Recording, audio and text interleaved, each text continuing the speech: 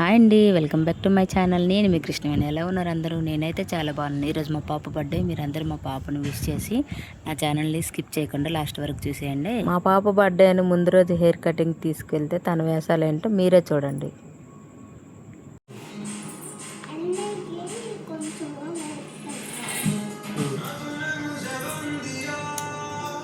Daddy అంటే ఇష్టం అబ్బాయి కల్లా కొట్టద్దు. పెంచాలి. నీకు కొట్టారనుకో నువ్వు పెట్టది. తల మీద కొట్టారనుకో జుట్టు పీకుంటుంది. చూడమ్మా,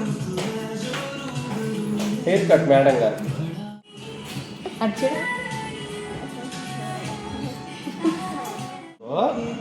నేను చెప్పినప్పుడు తెలుద్దు ఏమున్నదు. ఉన్నాం, ఎక్కడ ఉన్నాం, కదలకు. నేనున్నా. హెడ్ పట్టుకోవా. మా బుజ్జితలకి హెయిర్ అంటే చాలా ఇష్టం అండి. హెయిర్ కట్ చేయొద్దని ముందైతే ఏడ్చింది. హెయిర్ కట్ చేస్తే ఇంకొంచెం బాగా పెరుగుతుందమ్మని నేను మా వారు బొజ్జిగించి చెప్తే సరేనని ఓకే అని చెప్పిందనమాట. హెయిర్ కట్ చేసినప్పుడు తన ఫేస్లో కొంచెం ఎక్స్ప్రెషన్స్ మారిపోయాయండి.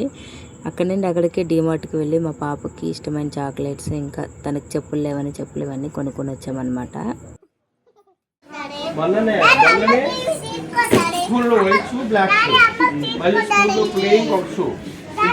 మళ్ళీ ఇప్పుడు 3 చేతులు నీకు, మీ అమ్మకి, మీ అన్నయ్యకి, మీకే, మీరే మరి మేము వద్దు ఇంకా. వేసుకో వేసుకో తీసుకో. వీళ్ళు కూడా మీరే కట్టాలి.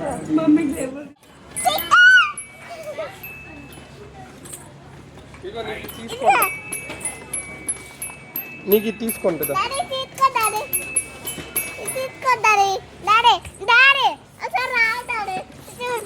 ఇది వద్దా?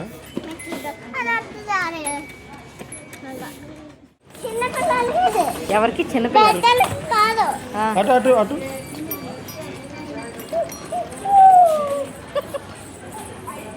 సరే నేను పట్టుకోండి. ఇప్పుడు మెట్లు దిగు. మర్యాద పడేది, మర్యాద కదా. సరే పట్టుకోండి, మెట్లు దిగమ్మా.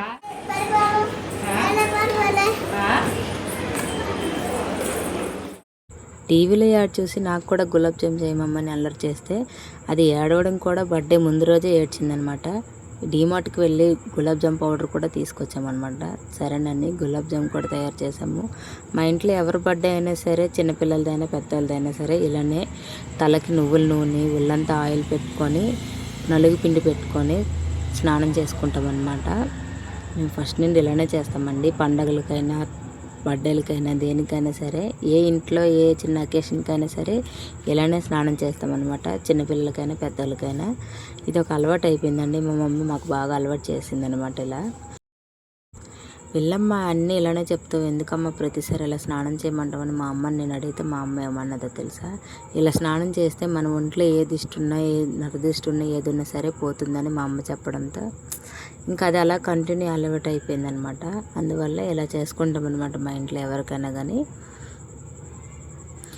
దాని తర్వాత మా పాపకి ఇంకా కుంకుడుగాయ పుల్ల పెట్టి తలస్నానం చేసేసి బర్త్డే పాపనైతే రెడీ చేసామండి.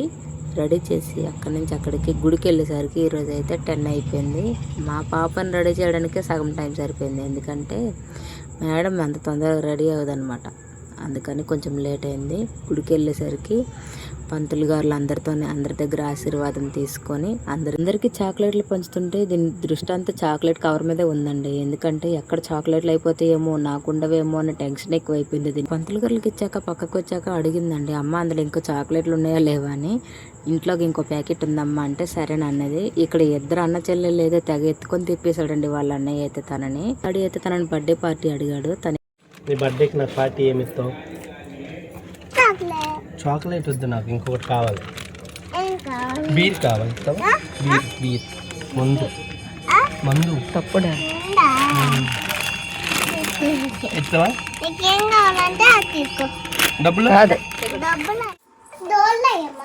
డోర్లు వేస్తాలే. ఇప్పుడు చాక్లెట్లు పట్టుకుని ఎక్కడికి రెడీ అయ్యావు? అక్కలా? పక్కింటాలా? ఇప్పుడు నువ్వు అందరూ ఫ్రెండ్స్ అయ్యారు కాబట్టి అందరికి వెళ్ళి ఇచ్చి చాక్లెట్లు ఇచ్చి వస్తావా? ఓహో, ఏది ఒకసారి ఫేస్ బాగుంది. నీ బర్త్డే ఈరోజు?